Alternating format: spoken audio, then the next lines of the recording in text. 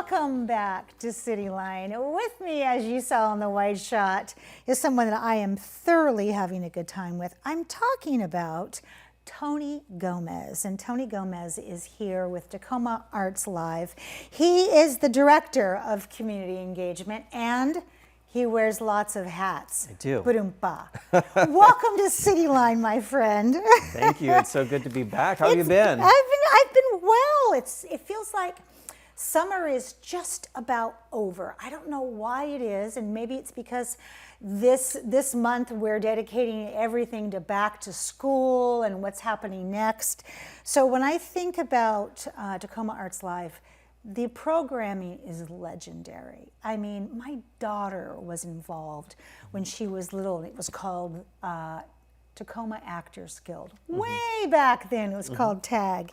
But people may be not as familiar with Tacoma Arts Live as the organization. So tell us about Tacoma Arts Live. What is it? Yeah, so Tacoma Arts Live is an arts nonprofit, and we present programs. We also produce programs, and a lot of people may actually know us from our programs, but may not know who we are.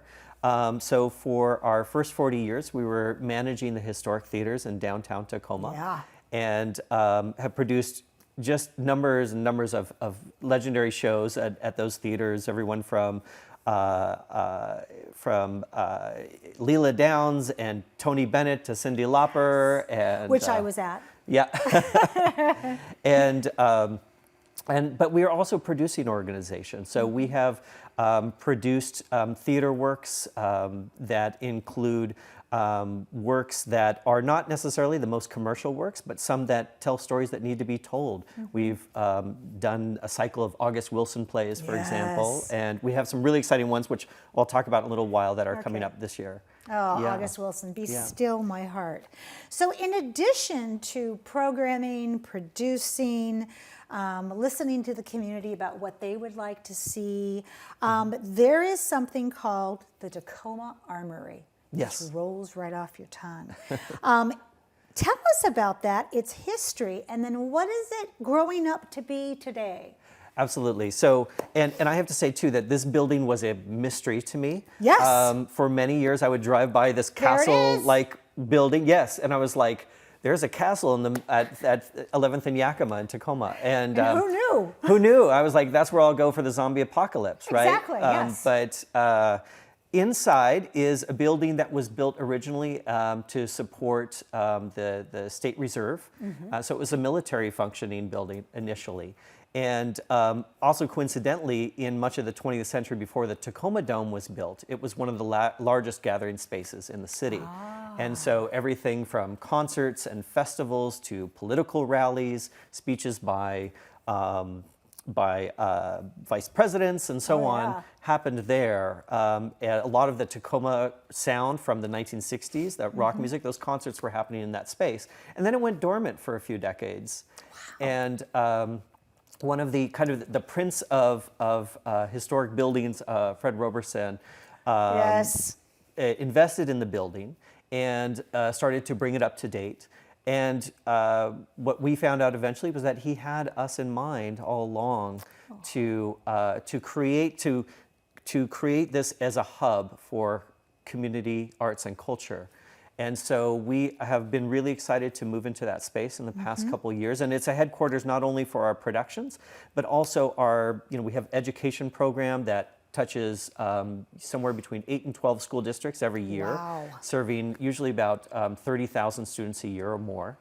And so all of that is happening in that building. And it's a wonderful blank slate of a building. It is. I mean, and to be eclipsed by the Tacoma Dome, I mean, you're in good company when you're eclipsed by that. So what programs are coming up at the Armory that you want to tease us about? Well, right now we have an immersive exhibition there. We've done several of these immersive exhibitions, including Van Gogh and Sistine Chapel. Right now we have an exhibition called Utopian Garden. Beautiful. It is pure imagination built on the intersection of art, science, and nature. And it's an interactive immersive exhibition, which means that there are different points in the program where visitors can go and manipulate things on the screens, and that Yes. will actually change the experience. Oh, I love it. It's kind of like Wolf Haven. You Yeah. go in there and do those fun things. Yeah. You don't limit your programs to the Armory. What does Tacoma Arts Live have going on in the South Sound region? All right, well, we're going to be really busy over the next 3 days. I bet. We have a big production out at Chambers Creek and University Place called Sound and Sky. Oh, look at and that. This is there's actually 3 events back to back. Right in the middle is Brew 5-3, which is an event that a lot of people know us for. Yes. It's the South Sound Beer and Brewing Festival and Music. That will take place this Saturday. Okay. And then we have concerts bookending that experience. So Firefall. and Pure Prairie League, and this is where the many hats come out. Okay, all right. This is where are we going to Yeah. put some hats on? Well, yeah, we're gonna go And to Smash props. here. Mouth. We love Smash Mouth. Yep. Yeah. Okay. So all right. So So on this one, on the first night is Firefall and Pure Prairie League, and you may not know. Some folks may not know the groups by their names, but they may know some of their songs from the 70s and 80s, yes. like Amy, What you gonna gonna do? Yeah. Yeah, and okay. You are the woman that I I love always- that right? song. So we Okay. got to get ready for the country rock, All right. yacht Am I rock looking good? experience. okay. Oh, these are very nice. So I like this. now we're ready for the serious part of the interview. So anyway, so tomorrow night, come down to Chambers Creek with a view of the sound. Get your 70s and 80s on with Firefall and Pure Prairie League and Legends of Country Rock. And then Saturday, Brew 5-3, and Sunday, Smash Mouth and Spin Doctors to rock the 90s.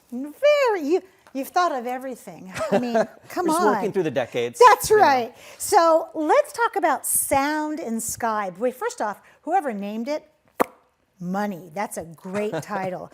And that's going on August, gosh, you just mentioned it, the next 3 days. Yeah. Is there a charge for it?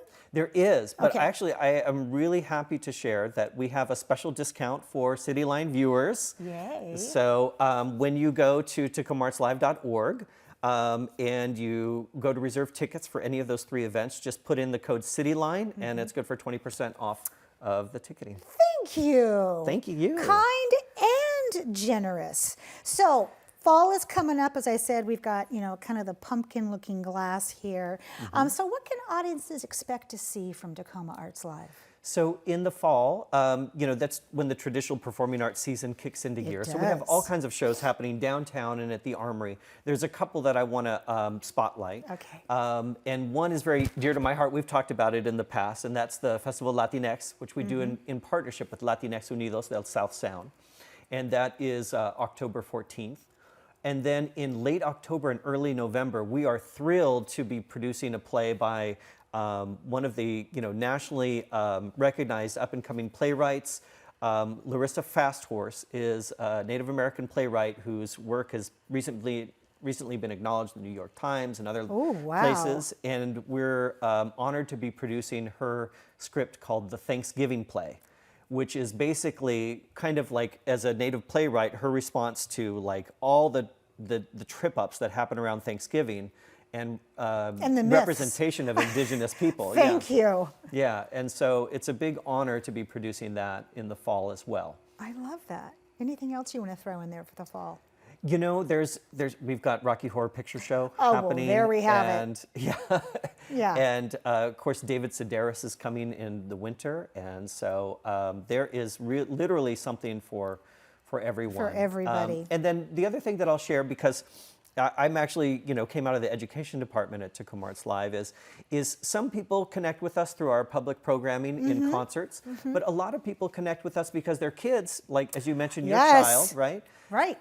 So we are working with multiple school districts, offering after-school programs and residencies in the school. So folks can also go to tacomaartslive.org to find out or ask about in-school residencies with teaching artists, including musicians, dancers, and theater artists, or after-school programs like baile folklorico, step, hip-hop, theater, creative movement, and so on. That's It makes me so happy because as we are looking at post-pandemic and we're looking at the snow globe of performing arts, we're slow in some areas to get back to where we were. And it seems like, as always, arts in schools is the one that gets hit. So I love that Tacoma Arts Live is going, not on our watch.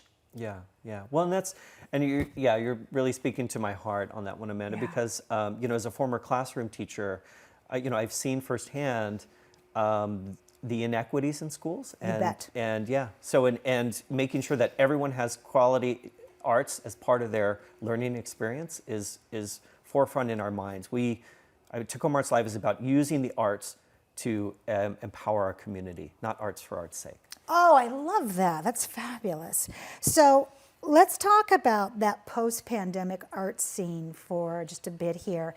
I feel like it's kind of like we have it on the respirator and then it takes off and goes and then it's back on the respirator. Is that how you're seeing this as well? So the arts are something that simultaneously are responsible for a huge part of our economy, on the one hand, when we look at the impact of the creative economy. But on the other hand, they only work when we're all in. Right. And so what we've seen with all businesses where people are gathering is that they're all struggling right now. Yeah. And we see, there are obviously the big names, Taylor Swift and Beyonce are not going to have any problem. No, there'll be no problem. Yeah. But where we are seeing an impact, and this is across the country, is regional arts organizations who depend on regional communities are struggling. And that's true for many organizations right here in our area. We saw Book It Theater in Seattle folded. Absolutely. The Mark Taper in LA had suspended their entire year.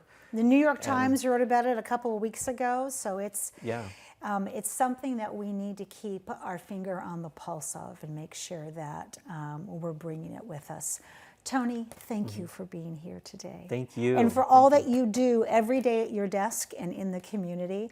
And I want to have you back on around holiday time, because I know there's some things that we can cook up. Absolutely. That would be really fun for families. So thank you so much for being here. Thank you, and thanks to Cityline and to everyone who's supporting the arts here in Tacoma.